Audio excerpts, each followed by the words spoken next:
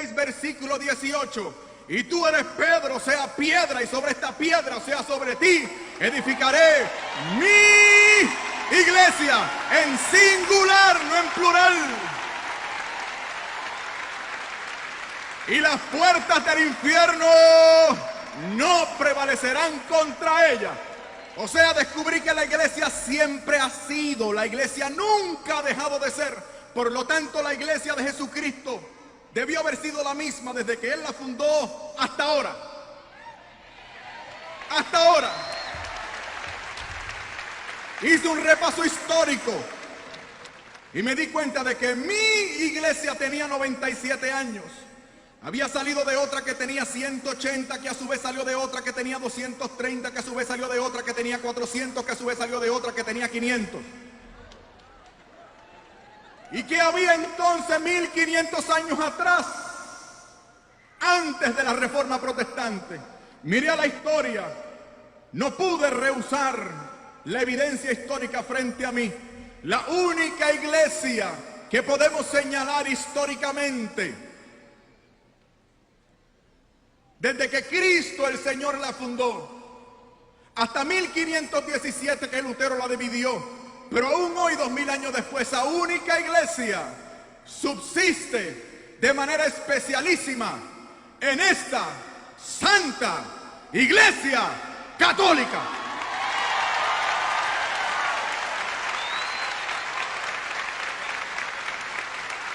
Una sola y única iglesia. Dije, este problema lo tengo que solucionar. Miren, para ejemplificarles a ustedes.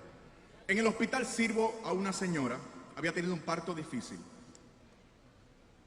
Tuvo que quedar recluida por algunos días más. Días que yo aproveché para evangelizarla, convencerla, convertirla. Le dije, hermana, ¿está lista?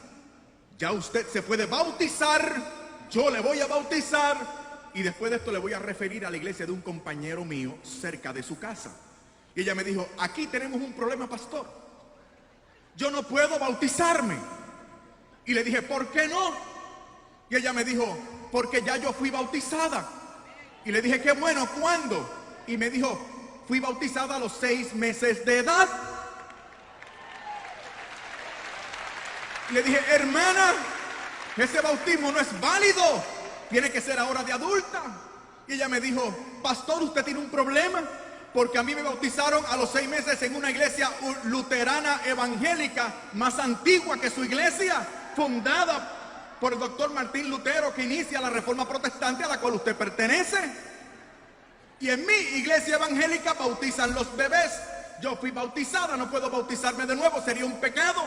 Porque dice Efesios capítulo 4, versículo 4, que nosotros debemos perseverar en un solo bautismo. Y me citó además el evangelio. El Señor dice, dejen a los niños venir a mí y no se lo impidan porque de ellos es el reino de los cielos. Me citó Hechos 16:31, cree en el Señor Jesucristo y serás salvo tú y tu casa. Y me dijo, ahí está la promesa de Dios para mí, mis padres creyeron y la fe se aplica a mí y la gracia por el bautismo que me salva. Le dije, ¿cómo que el bautismo salva? Y me dijo, ¿no lo ha visto usted en la Biblia? Primera de Pedro capítulo 3 versículo 21 dice, el bautismo ahora os salva.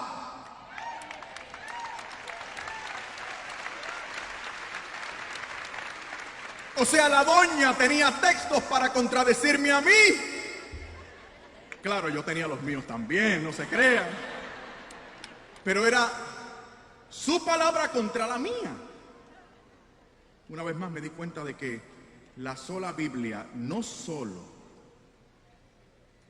no aparece en la Biblia, sino que no era suficiente para mantener esa unidad querida por Cristo. Se me ocurrió que todo esto lo podía solucionar estudiando mucho. Hay gente que se cree que yo he estudiado mucho porque soy inteligente. No. Yo estudié mucho porque no quería hacerme católico.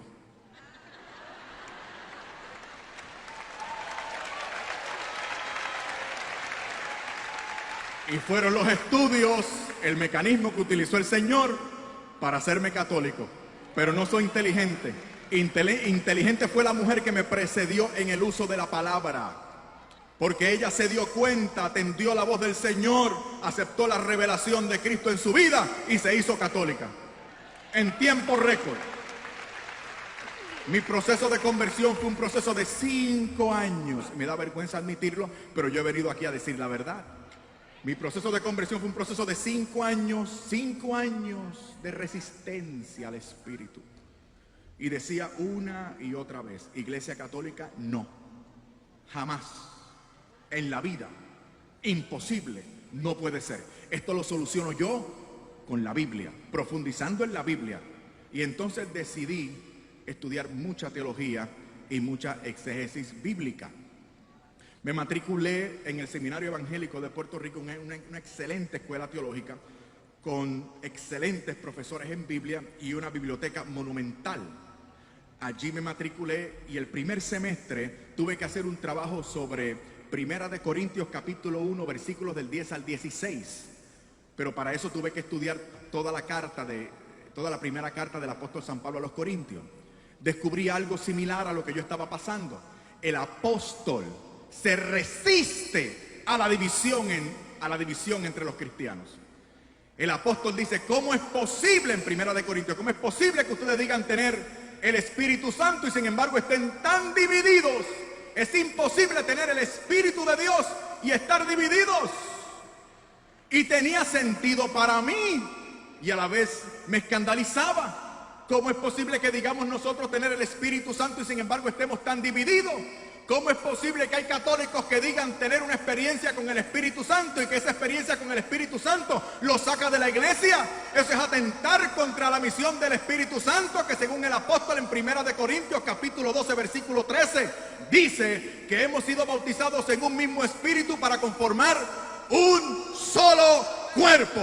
Si el Espíritu Santo te está hablando para que te salgas de la iglesia, ve tú a saber qué espíritu es el que te está hablando. Pero el Espíritu Santo de Dios no saca gente de la iglesia. El Espíritu Santo de Dios conserva la unidad del cuerpo de Cristo. Y como me pasó a mí y le pasó a mi esposa, mete gente en la iglesia.